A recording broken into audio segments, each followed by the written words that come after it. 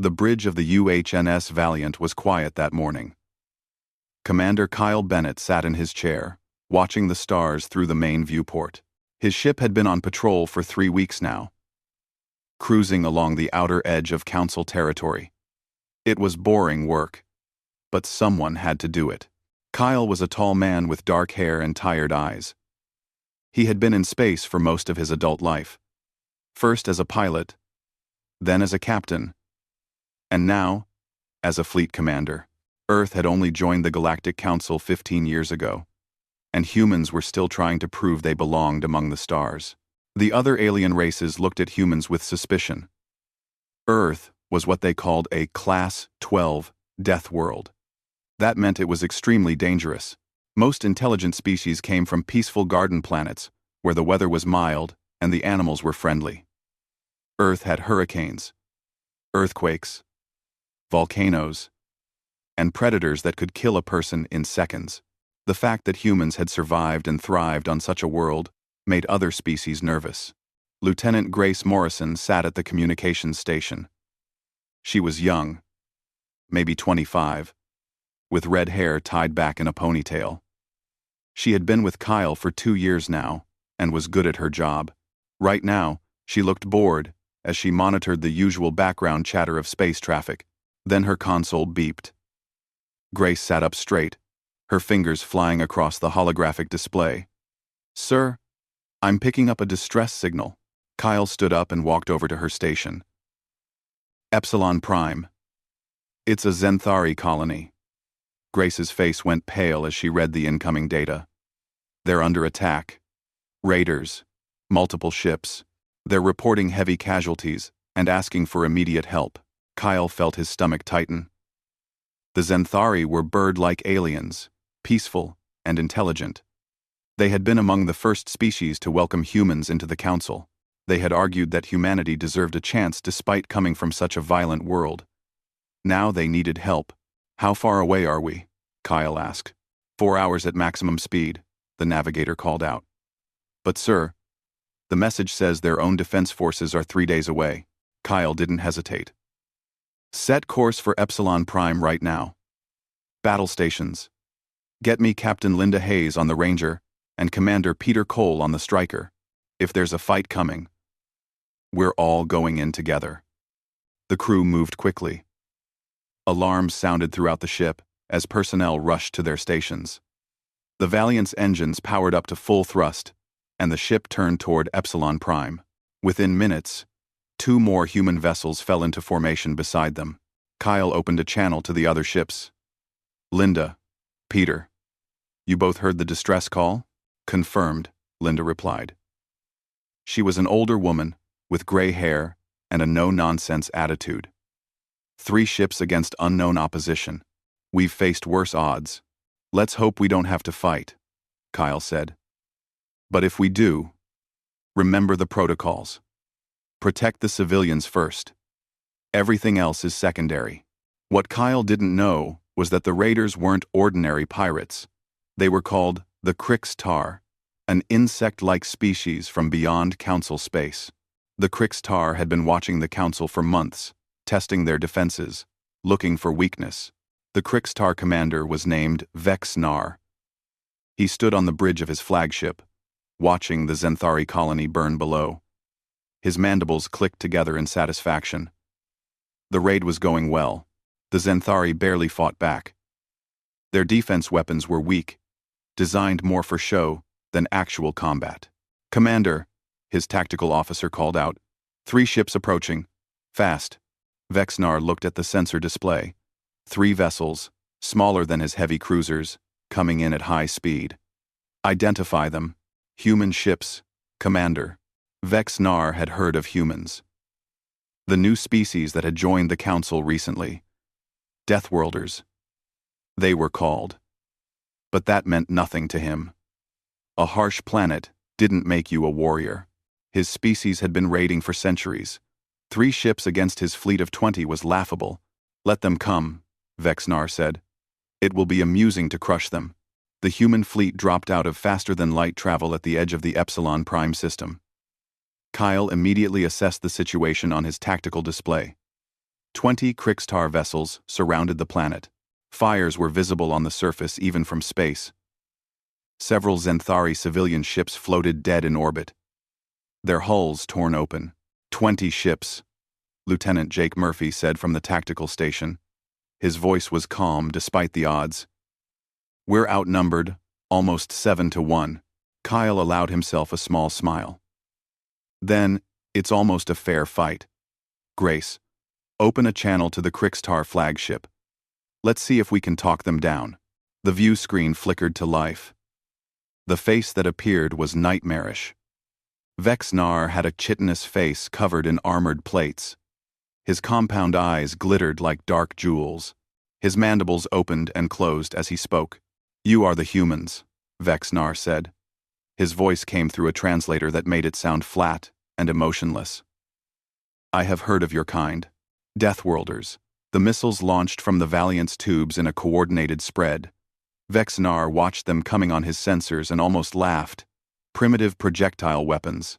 His point defense systems could handle these easily. He had faced far more sophisticated attacks before. Intercept those missiles, he ordered.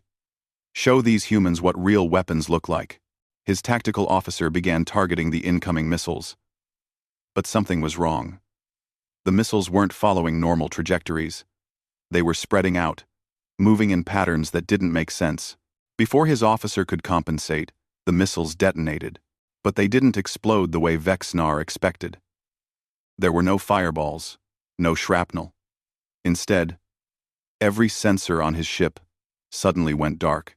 Emergency lights flickered on as backup systems struggled to activate. What happened? Vex-Nar demanded.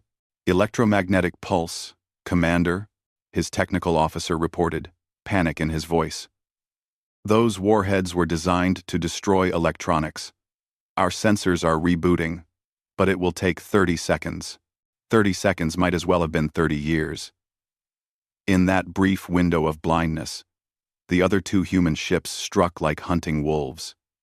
The Ranger and Striker had used the sensor blackout to close the distance. Now they were among the Krigstar fleet, their main cannons firing. The weapons the human ships used were called kinetic kill vehicles. They were simple in theory but devastating in practice. Solid metal rods, usually tungsten or depleted uranium, accelerated to enormous speeds by magnetic rails. They didn't explode on impact. They didn't need to.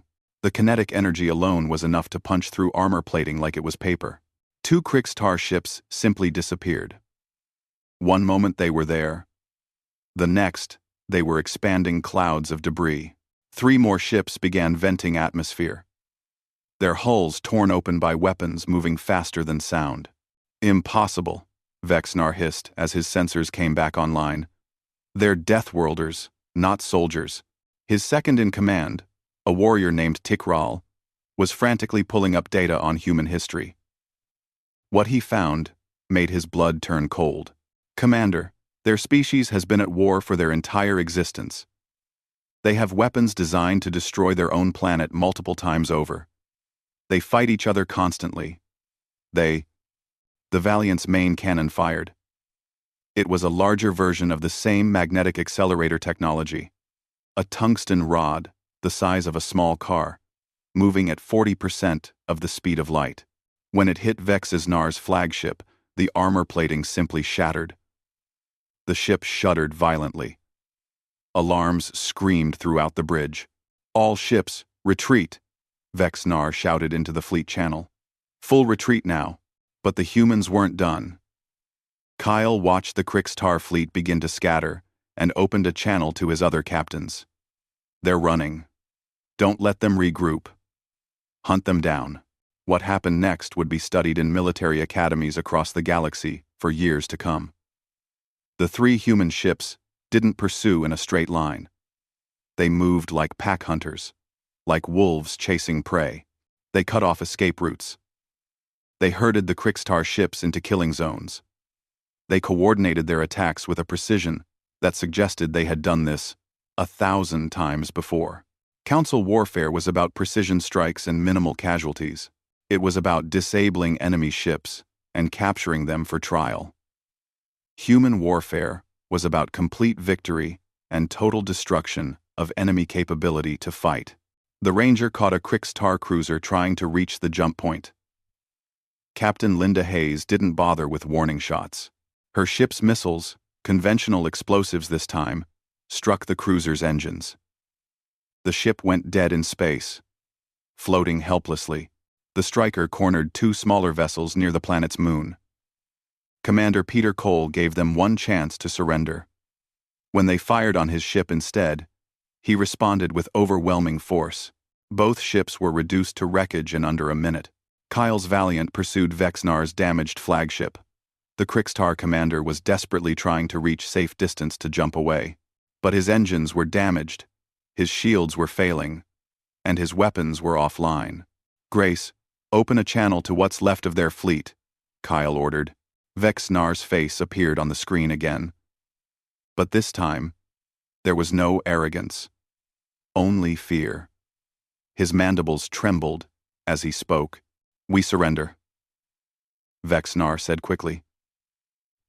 "Please, we surrender." Kyle looked at the alien commander for a long moment. "You came here to prey on the weak. You killed civilians. You thought the council was soft, that there would be no consequences. You were wrong. Please, we will leave.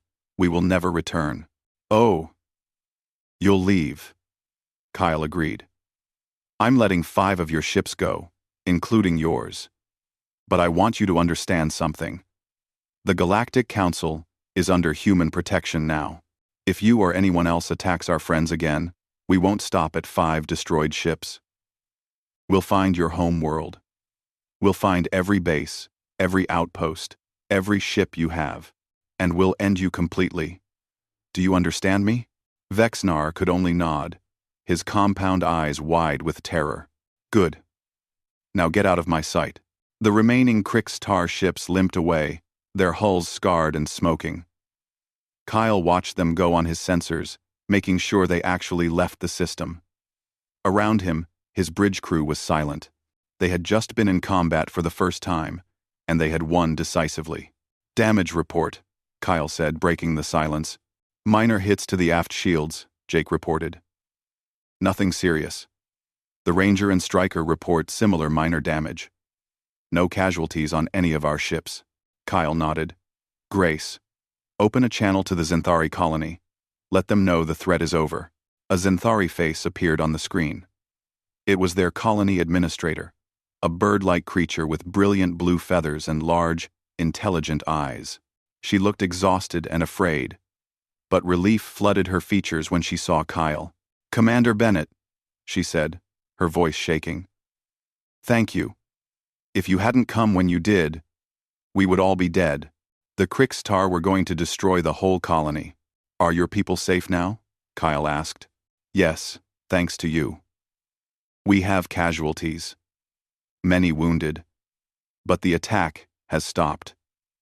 Our medical facilities are overwhelmed. We're sending down medical teams," Kyle assured her.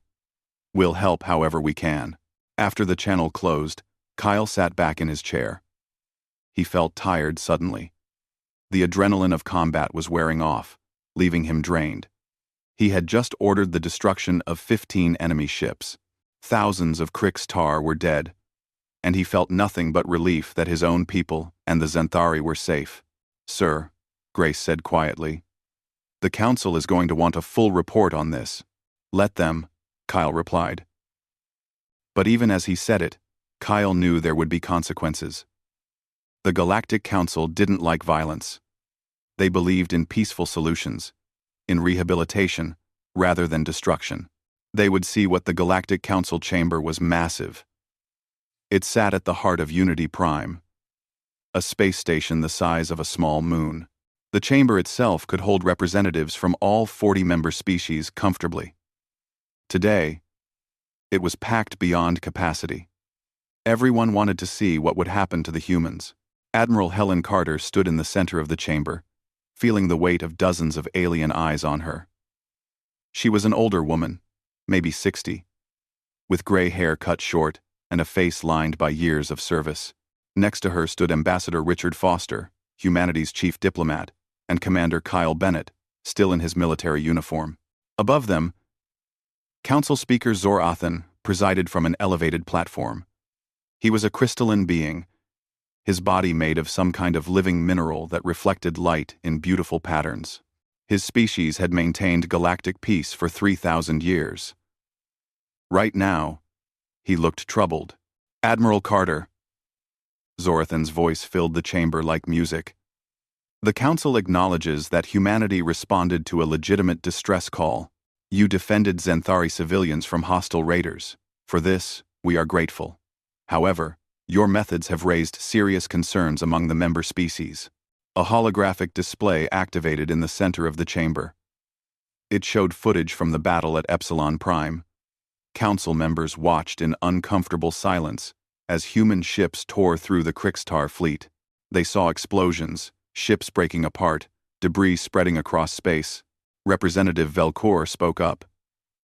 He was from the Nexian Collective, a species that looked like walking plants, with 4 eyes arranged around their head. This is exactly what many of us feared when humanity was granted council membership. Your species approaches warfare with savagery. The Krixtar fleet was decimated. 15 ships destroyed. Thousands dead. This is not how civilized beings conduct themselves. Helen stepped forward. The Krixtar came to that system with the intent to murder civilians. They refused our offer to surrender peacefully. We eliminated the threat, with minimal risk, to innocent life. I fail to see the problem with that. The problem, another representative said, this one, a being made of gas contained in a force field, is that you didn't simply drive them away. You hunted them down. You destroyed them systematically. This kind of aggressive behavior destabilizes the entire region. Kyle couldn't stay quiet anymore. With respect, the Krixtar had already attacked 4 other colonies in the past 6 months. Your own Council Defense Forces responded to each attack with minimal force. The raiders escaped every time with most of their fleet intact. They kept coming back because there were no real consequences for their actions.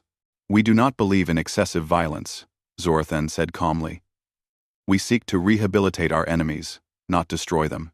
Tell that to the 3,000 Zenthari civilians the Krixtar killed. Kyle shot back. Tell that to the families who lost loved ones because the Council was too gentle with murderers. The chamber erupted in argument. Some representatives agreed with Kyle. Others were horrified by his words. Ambassador Richard stepped forward, using his diplomat training to calm the situation. The Council must understand that humanity comes from a different background, Richard said. His voice was smooth and professional. Our world has over 200 separate nations. We've been at war with each other for thousands of years. We've fought with rocks and sticks, with swords and guns, with nuclear weapons that could destroy our entire planet. We've learned hard lessons about the nature of conflict. And what lessons are those? Zorathan asked. That sometimes the kindest thing you can do is end a fight quickly and decisively. Richard replied. A war that drags on for years creates more suffering than a battle that ends in hours. The Krixtar won't raid Council space again. Not after Epsilon Prime. One battle, and the threat is neutralized. How many lives does that save in the long run? You cannot know they won't return. Velcor protested.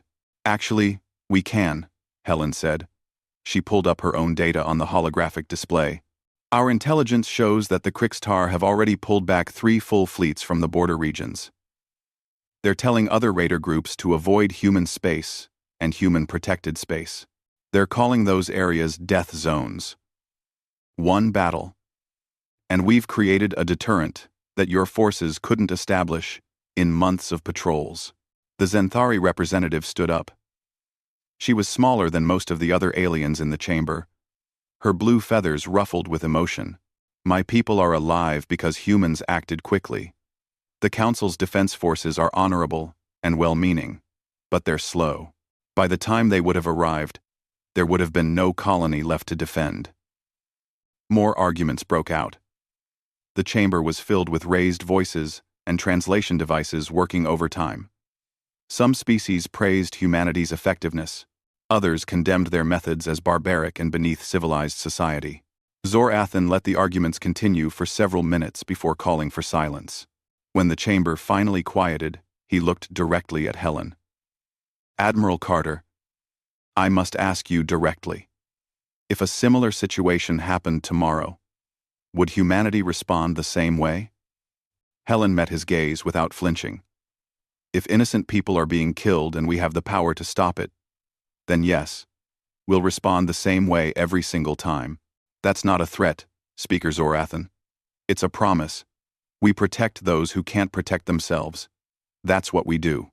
The chamber fell silent. The weight of Helen's words hung in the air. This was the moment that would define humanity's place in the galaxy. Would they be accepted as protectors? Or rejected as too violent for civilized society? "The Council will take a recess to discuss this matter," Zorathan announced. "We will reconvene in 2 hours with our decision." As the representatives filed out of the chamber, Kyle found himself standing with Helen and Richard. The three of them were alone in the massive space, surrounded by empty seats. "That went about as well as expected," Richard said dryly. "They're afraid of us," Kyle observed. "Half of them, anyway. The other half are grateful, but don't want to admit it." "Fear isn't always bad," Helen said. "Sometimes fear is what keeps you alive. The Council has lived in peace for so long, they've forgotten that the galaxy can be dangerous. Maybe we're the reminder they needed. Or maybe we're proving we don't belong here," Kyle countered. "Maybe we're too different from them." "That." Helen looked at the younger commander. "Kyle, humanity spent thousands of years fighting ourselves. We nearly destroyed our own planet multiple times. But we survived. And we learned. We learned that strength isn't just about weapons. It's about knowing when to use them and when to hold back. We offered the Krixtar a chance to surrender. They refused. We did what we had to do. The Council doesn't see it that way. Some of them don't," Helen agreed. "But some of them do. And more importantly, the ones who are actually in danger, like the Zenthari, they understand. That's what matters." Richard checked his communication device. "We're being contacted by the Zenthari ambassador. She wants to meet with us privately before the Council reconvenes." They met in a smaller conference room. The Zenthari ambassador, whose name was Kira, looked exhausted but determined. She gestured for them to sit. "I wanted to thank you personally," Kira said. "My daughter lives in the colony you saved. She's only 5 years old by your counting. If you hadn't come, she would be dead right now." Helen's expression softened. "We're glad we could help. But I also need to warn you," Kira continued. "Many Council members are going to vote to restrict human military operations.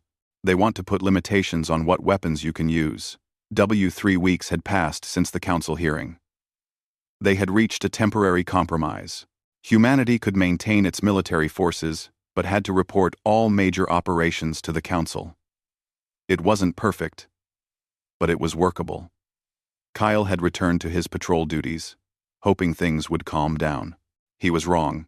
The emergency alarm pulled Kyle from his sleep.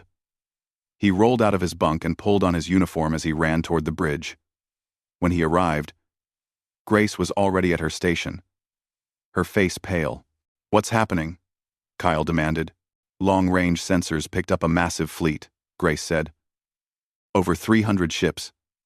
They're heading straight for Unity Prime." Kyle felt his blood turn cold. "It's not just one species," Jake reported from Tactical. "We're reading signatures from 6 different raider groups. Krixtar, Haraki, Vortan, and 3 others we don't have records on. They're all working together." "Show me." The main view screen displayed the sensor data. It was worse than Kyle had imagined.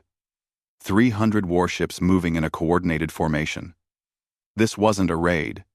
This was an invasion force. "They're calling themselves the Harak Swarm," Grace said. "We're picking up some of their communications. They're saying the Galactic Council is weak.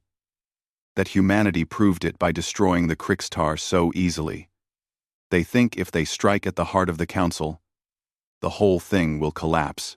Kyle grabbed the communications console. Get me Admiral Carter on Earth. Priority 1. And get me Unity Prime. They need to know what's coming. Kyle grabbed the communications. Kyle grabbed the communications console. Kyle grabbed the Community Prime. They need to know what's coming. On Earth, in the military command center deep beneath Geneva, Admiral Helen Carter was already aware of the situation.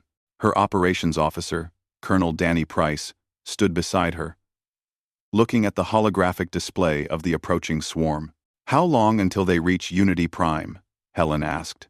16 hours at their current speed, Danny replied. Council defense forces are scrambling everything they have. They might get 60 ships there in time. Against 300, Helen pulled up the display of human fleet positions. She had been quietly moving ships around since the Epsilon Prime incident, preparing for exactly this kind of situation. The Council had told humanity to stand down, to let Council forces handle their own defense. She had smiled, nodded, and then completely ignored those orders. Activate Protocol Deathworld, Helen said quietly. Danny's eyes went wide. Ma'am, that's every ship we have. Every battleship, every carrier, every destroyer. We'll be leaving Earth and the colonies almost defenseless. Earth has defense satellites and ground-based weapons that can glass an approaching fleet, Helen replied. The Council has nothing but hope and good intentions. We're going to Unity Prime, and we're bringing everything we have. Yes, ma'am. Across human space, the response was immediate. From Earth, from the Moon, from Mars and the orbital shipyards around Jupiter, from the colonial worlds of Alpha Centauri and Tau Ceti, human warships began to move. Carriers, battleships, cruisers, destroyers, and one ship that most Council species didn't even know existed. The UHNS Armstrong was humanity's secret weapon. 3 kilometers long, bristling with weapons. It was more a mobile weapons platform than a traditional ship. Captain Sophie Martinez stood on its bridge, watching her crew prepare for departure. Sophie was in her 40s, with dark hair starting to show gray and sharp brown eyes that missed nothing. She had been given command of what was now designated Battle Group Terra. 47 warships, the largest human military formation ever assembled. All ships report ready, ma'am. Her executive officer, Commander Lucas Hayes, reported. Then let's show the galaxy why they should never threaten our friends, Sophie said. Helm. Set course for Unity Prime. Maximum speed. The human fleet entered faster than light travel. They were pushing their engines beyond recommended limits, traveling at speeds that Council scientists said were impossible. Human engineers had looked at those safety limits and decided they were more like suggestions. At Unity Prime, Council Speaker Zorathan watched the approaching swarm with growing dread. His defense coordinator, General Talvek, was a veteran warrior from a species that looked like 4-legged cats. Even he looked scared. We have 62 ships in defensive positions, Talvek reported. But the swarm's formation suggests they're willing to accept heavy casualties to reach the station. We estimate they can absorb everything we can throw at them and still have enough ships left to destroy Unity Prime completely. What about evacuation? Zorathan asked. We have 3 hours before they're in weapons range. We can evacuate maybe 30% of the station's population in that time. Zorathan felt the weight of 3,000 years of peace about to end in fire and death. Send out a general distress call. All Council vessels. All member species. Anyone who can help. Sir. The communications officer spoke up. We're receiving a response. It's from Admiral Carter of Earth. The humans? Zorathan remembered his last conversation with Helen. Her promise to protect innocents no matter what. What do they say? 1. 1. 1. The communications officer looked up, and for the first time that day, there was hope in his expression. They say, Unity Prime. This is Battle Group Terra. We are coming with 47 warships. Estimated arrival is 30 minutes before the swarm reaches you. Hold the line. We're coming. Zorathan felt a strange mixture of relief and worry. 47 ships would help, but against 300 it still seemed hopeless. Inform Admiral Carter that we appreciate her help, but she should know the odds she's facing. The response came back immediately in Helen's voice. Speaker Zorathan, you asked me if humanity would respond the same way to threats. I told you we would. The difference this time is we're not sending 3 ships. We're sending everything we have. And we're not coming to drive them away. We're coming to end this threat permanently. Admiral Carter, I don't think you understand the size of the force approaching. Helen's laugh came through the speakers, harsh but not unkind.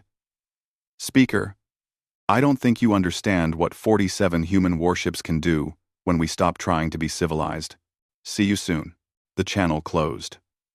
Around the council chamber, representatives looked at each other with confusion and hope mixed together. Could the humans really face such overwhelming odds? Across the system, the Harak Swarm Commander prepared for his victory.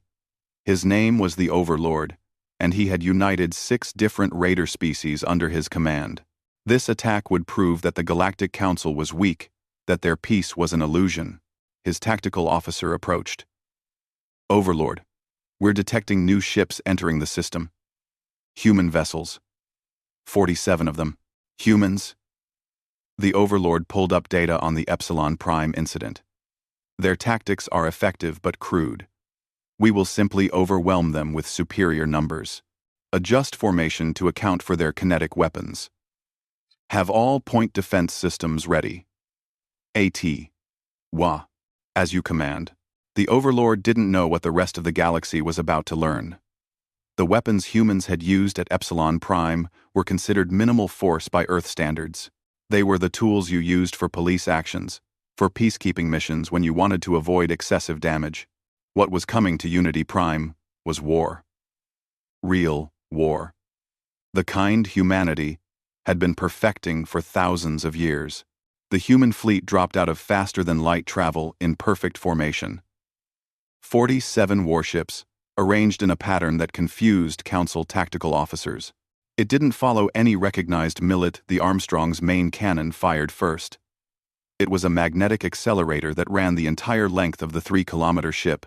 The tungsten rod it launched was the size of a bus, moving at 70% of light speed. When it hit the lead swarm vessel, the ship didn't explode. It simply ceased to exist. The kinetic energy was so massive that the target vessel vaporized instantly. Its atoms scattered across space. But that was just the opening shot. Across the human fleet, weapon systems activated. Missile pods opened, launching warheads that flew in complex patterns. Laser arrays powered up, their focusing crystals glowing with contained energy. Plasma cannons charged, ready to unleash superheated matter. The Overlord watched from his command ship as the first wave of human weapons reached his fleet. His point defense systems opened fire, trying to intercept the missiles. They destroyed some, but not all. The ones that got through detonated against his ship's shields. His tactical officer looked confused. Overlord? Those warheads barely damaged our shields. Their weapons are weaker than expected. The Overlord felt a moment of relief. Perhaps the humans weren't as dangerous as the Krixtar had claimed. All ships. Advance. Overwhelm them with our superior numbers. That's when the second wave hit. The first missiles hadn't been meant to cause damage. They had been targeting sensors and communications arrays. Now, with his ships partially blind and struggling to coordinate, the real attack began. Human ships didn't fight the way Council vessels did. Council warfare was about long-range exchanges of energy weapons, about slowly wearing down enemy shields until you could disable their engines. It was civilized and predictable. Human warfare was about getting in close and hitting hard. The human fleet split into smaller groups, each one moving with incredible speed and coordination. They dove through the swarm formation like sharks through a school of fish. Their kinetic weapons tore through hulls. Their missiles found weak points in armor. Their lasers cut through shield generators. Kyle Bennett, commanding a group of 12 ships, led his squadron through the swarm's rear guard. The Valiant's weapons fired continuously, each shot calculated for maximum damage. Around him, his squadron moved in perfect sync, covering each other's blind spots, coordinating their fire. "Target their carriers," Kyle ordered. "Without them, they can't launch fighters." 3 swarm carriers exploded in rapid succession. Thousands of small fighter craft that were supposed to launch found themselves trapped in the burning wreckage of their mother ships. The swarm's battle plan, which relied on overwhelming the enemy with numbers, was falling apart. On Unity Prime, Council members watched the battle in stunned silence. The holographic display showed the human fleet tearing through the swarm like they weren't outnumbered at all. Ships that should have been easy targets were instead untouchable, dodging incoming fire with maneuvers that should have torn them apart from the internal forces. "How are they doing this?" General Talvek asked. "They're outnumbered 6-1. The Zenthari ambassador, Kira, had been studying human military history since Epsilon Prime. She spoke quietly. "Because they're not fighting the way we fight. Every council species developed warfare after we achieved spaceflight. We have rules and honor. We try to minimize casualties. Humans developed warfare when they were still living in caves. They've had 10,000 years to perfect the art of killing. This is what they're good at."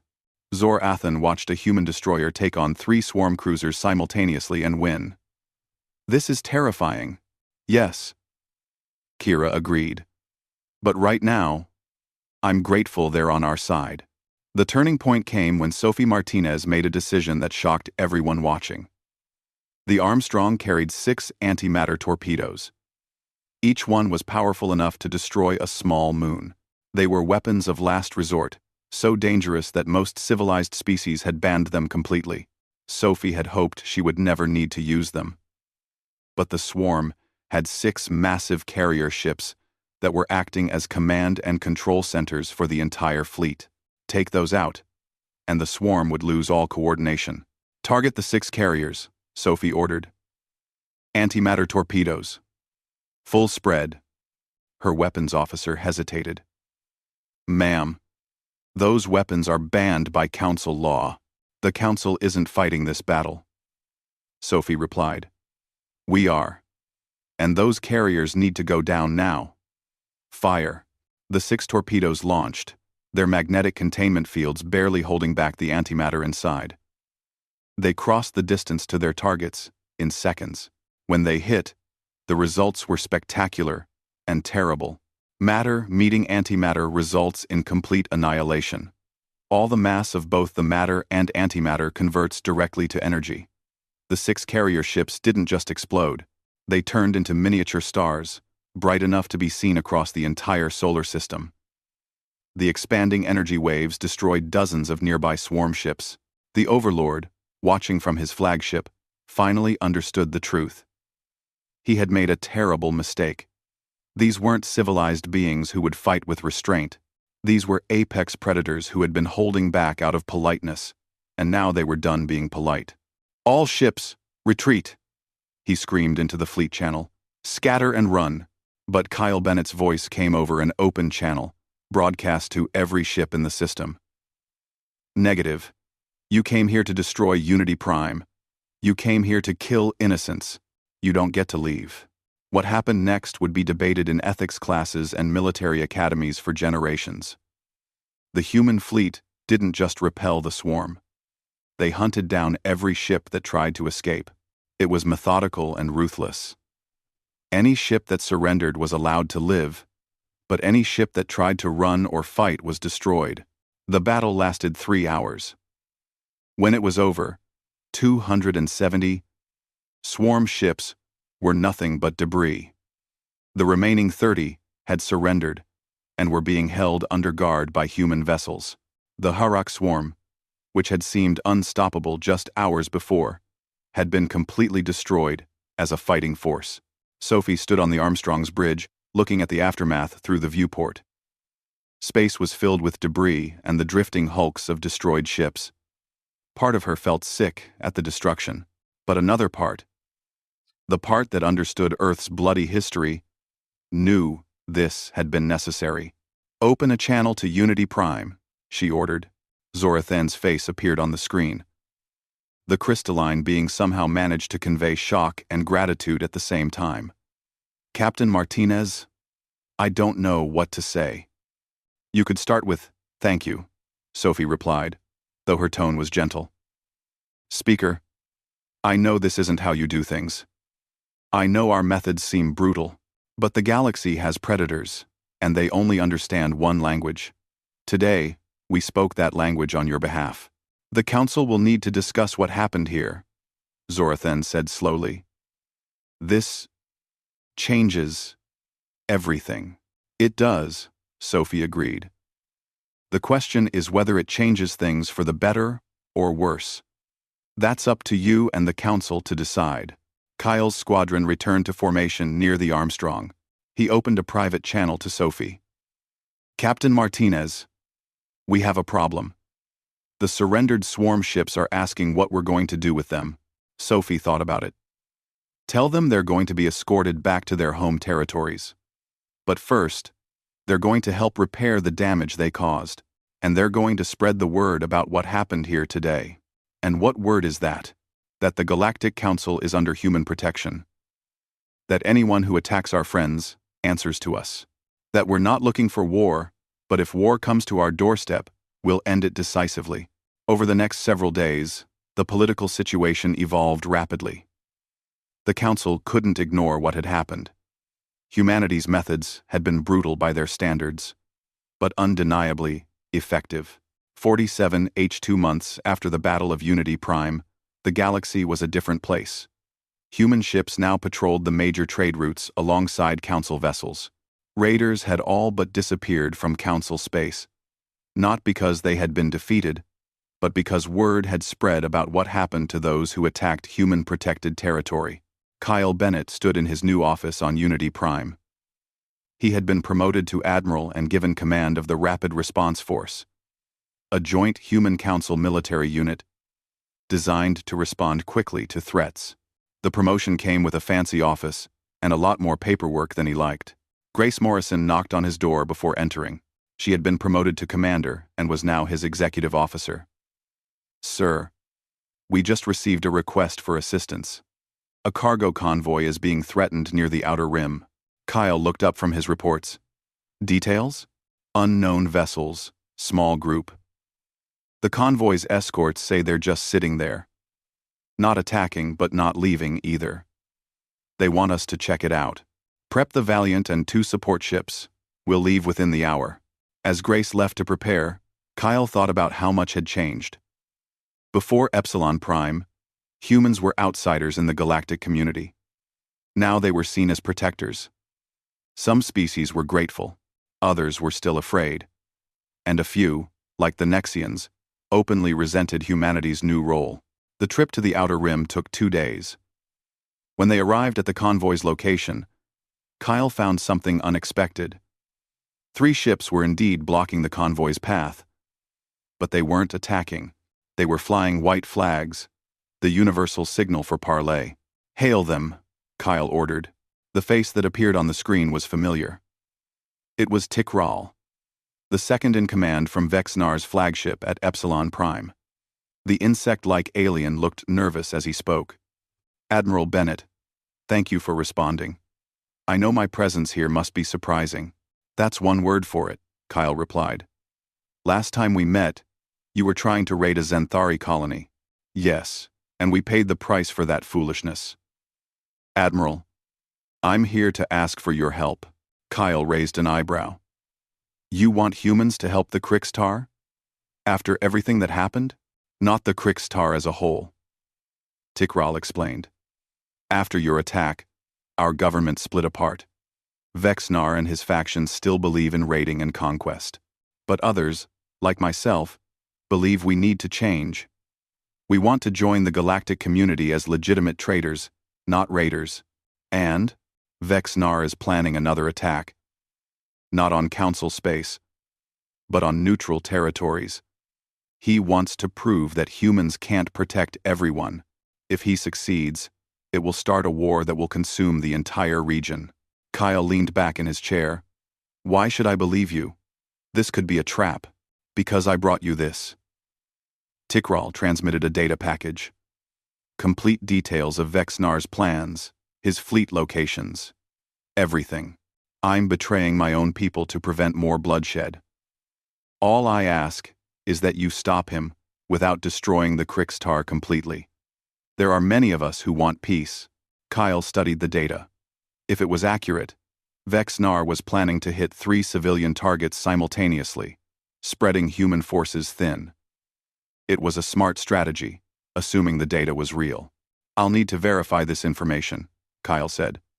If you're lying to me, Tikral, there won't be anywhere in the galaxy you can hide. I understand, Admiral. I'll wait here for your response. Kyle contacted Admiral Carter on Earth. The data was verified through multiple intelligence sources. Tikral was telling the truth.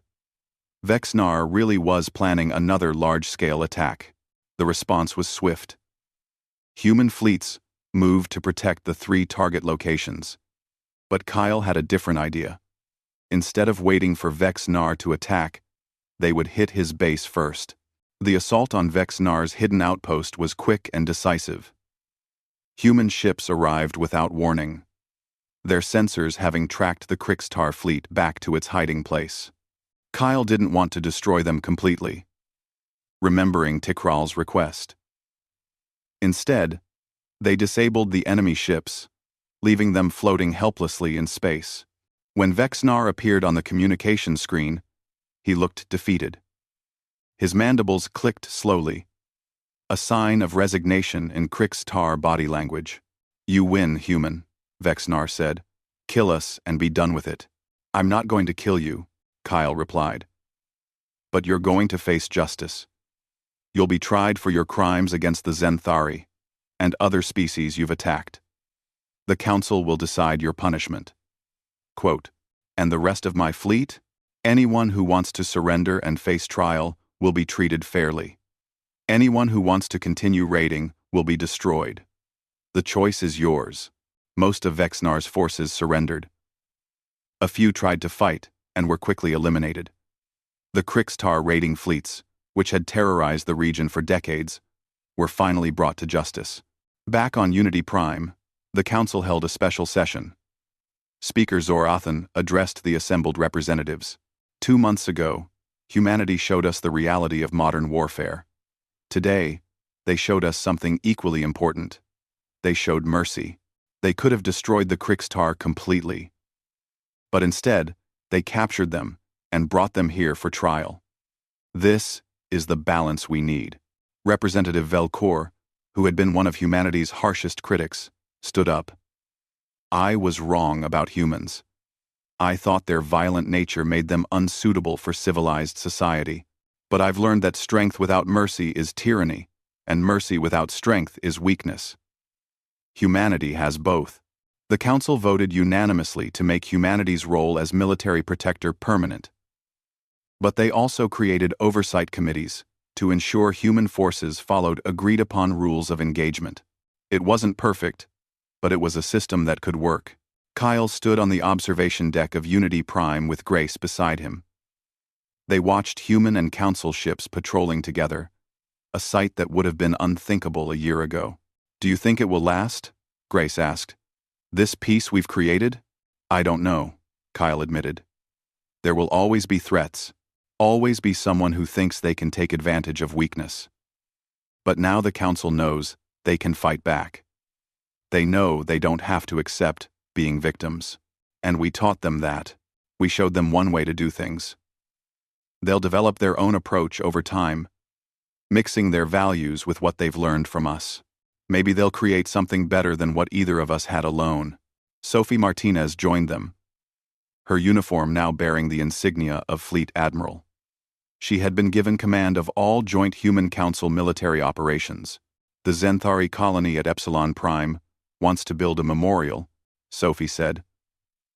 They want to honor both the civilians who died in the raid and the humans who saved them. They're asking if you'll speak at the dedication ceremony, Kyle. They're asking honor Ender, Kyle nodded. I'll be there. Those people deserve to be remembered. There's something else. Sophie continued. We're getting requests from other species outside Council space. They want human protection too. They're willing to join the Council if it means having access to our military. The Council is growing, Grace observed. All because we proved we could protect them. It's not just about protection, Kyle said. It's about giving people hope. For too long, raiders and criminals ran wild in certain parts of the galaxy because there were no consequences. Now there are consequences. Now there's order. Sophie looked out at the stars. My grandfather fought in Earth's last major war. He used to tell me that the price of peace is eternal vigilance. Someone always has to be willing to stand watch, to face the darkness so others can live in the light. That's us now, Grace said. It's a strange feeling, Kyle admitted. Growing up on Earth, I learned about all our wars, all the terrible things we did to each other. I always thought our violent history was something to be ashamed of. But out here, that same history makes us uniquely qualified to protect others. Maybe that's the point, Sophie said. Maybe Earth's harsh conditions and our brutal past weren't curses. Maybe they were preparation for this moment, for this role we're playing now. The three of them stood in comfortable silence, watching the patrol ships pass by. Out there, beyond the safety of Council space, threats still lurked. Raiders, pirates, hostile species, and unknown dangers. But for the first time in galactic history, there was a force capable of meeting those threats head-on. On Earth, in the military academy in Colorado, new recruits were being trained in both human and Council tactics. They learned the aggressive, decisive strategies that had won the battles at Epsilon Prime and Unity Prime. But they also learned the Council's emphasis on minimal casualties and ethical warfare. The next generation would be better than either approach alone. Tikral and his faction of reformed Krixtar were granted provisional membership in the Council. They would have to prove themselves over time, but they were given a chance. Their ships, once used for raiding, were being converted into cargo vessels. Former warriors were becoming traders and explorers. Vex Nar and his hardcore followers were tried and sentenced to prison on a secure facility. They would spend the rest of their lives paying for their crimes. But even there, human guards treated them fairly, following Council principles of justice rather than revenge. The galaxy was learning a new balance. Strength and compassion. Power and restraint. The ability to fight, and the wisdom to know when fighting was necessary. Kyle received a message on his personal communicator. It was from his mother back on Earth. She had watched the news coverage of the Battle of Unity Prime and wanted to know if he was okay. He smiled and sent back a reply, assuring her he was fine. It was a reminder that, despite everything, despite the battles and the politics and the weight of protecting entire civilizations, he was still human, still connected to home, to family, to the small blue planet that had forged his species in fire and struggle. Admiral, Grace said, checking her datapad. We have another situation developing in Sector 7. Pirates attacking mining operations. Kyle straightened his uniform. Alert the fleet. Prep the Valiant for departure.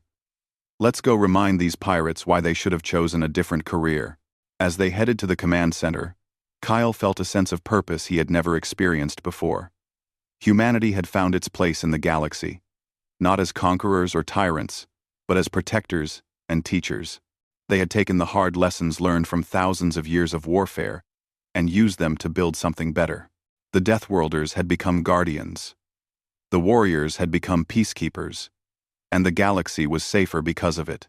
In the Grand Chamber of Unity Prime, Zorathan looked at the updated star charts, showing human patrol routes, now covering a third of known space. It had all started with one distress call from a Zenthari colony, one decision by Kyle Bennett to respond with overwhelming force. That single action had changed the course of galactic history. It had proven that sometimes, the most peaceful outcome required the capacity for decisive violence. That protection required strength. That justice required enforcement. The Galactic Council had learned these lessons. And they had learned them from a species they had once feared. from Deathworlders who had conquered their own planet before reaching for the stars. Zorathan had lived for 3,000 years, and had seen many changes in the galaxy. But this was perhaps the most significant. The age of passive peace was over.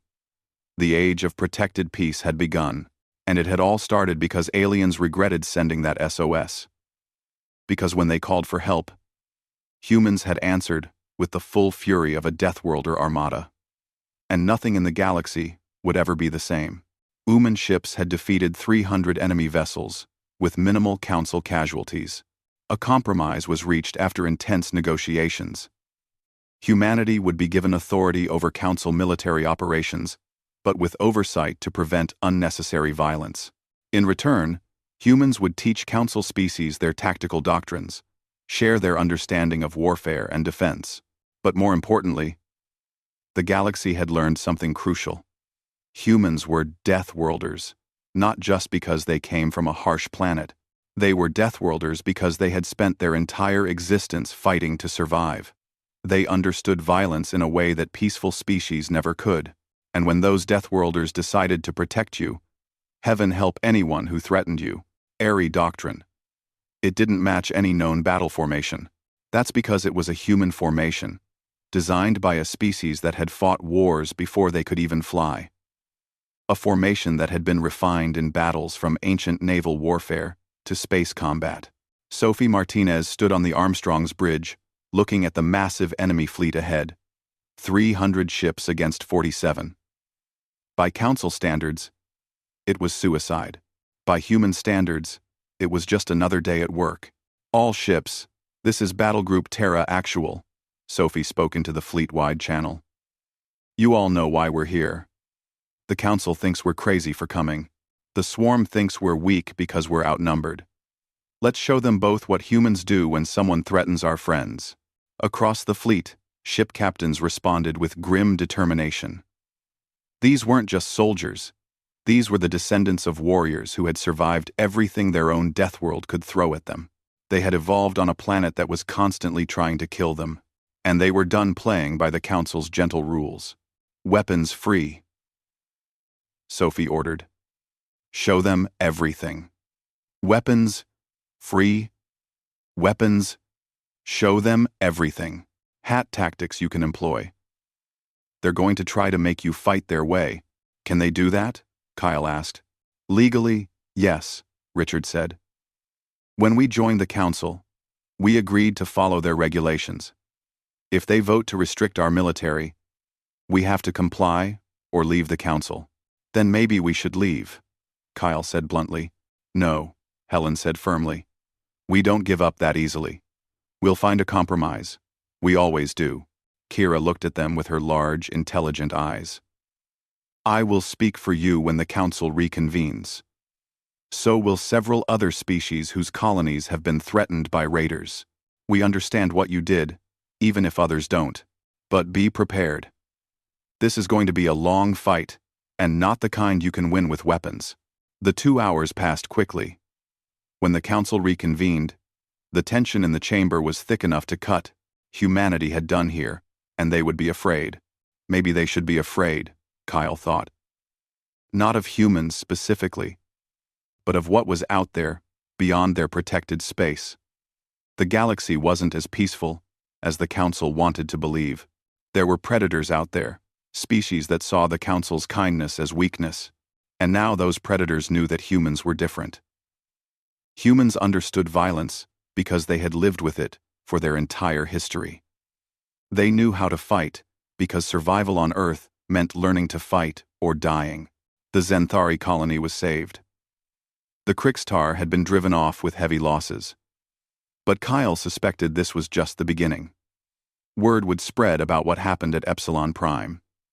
Some species would be grateful, others would be angry, and some would see humanity as a threat that needed to be eliminated.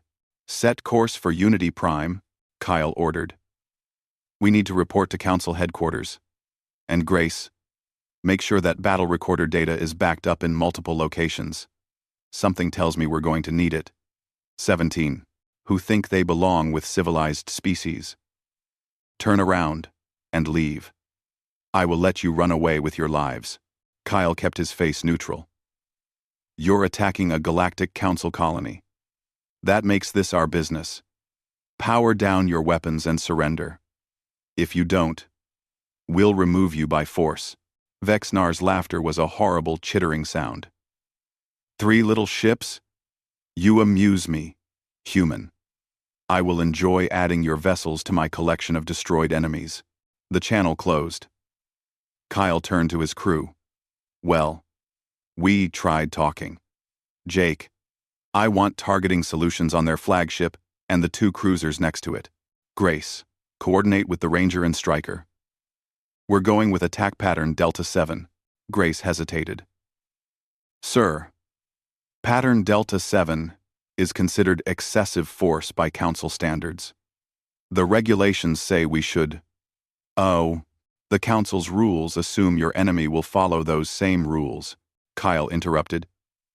The Krixtar aren't Council members. They're murdering civilians down there. We end this fast and we end it hard. Understood? Yes, sir. Kyle took a deep breath. He had hoped his time in space would be peaceful. He had hoped humanity could prove they were more than just violent apes from a death planet. But sometimes, being from a death world meant you knew how to fight. And right now, the Zenthari needed fighters, not philosophers. All ships, Kyle said into the fleet channel. Execute attack pattern Delta 7. Show them what humans can do. The 3 human ships accelerated toward the Krixtar fleet. To an outside observer, it looked like suicide. 3 small vessels charging 20 larger ships.